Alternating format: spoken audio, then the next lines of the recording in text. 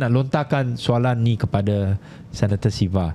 Jikalau BN akan bekerjasama dengan PH dengan formula di mana kerusi yang ditandingi oleh MIC dan MCA itu dikurangkan dengan banyak sekali dan kebanyakan kerusi ni akan ditanding oleh DAP, adakah ini keadaan ni akan diterima oleh MCA dan juga MIC? So, bagi saya memang benda ni sudah kita bincang.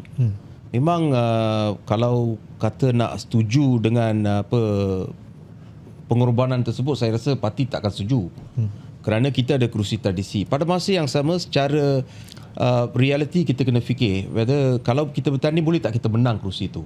Jadi boleh tak, ada tak peluang untuk kita bertukar kerusi ke kerusi yang boleh kita menang. So ini adalah perbincangan yang akan dibuat secara berterusan sehingga pilihan raya. Tapi saya percaya benda ni dapat diselesaikan kalau kepimpinan Barisan Nasional, kepimpinan UMNO jujur dengan perbincangan tersebut.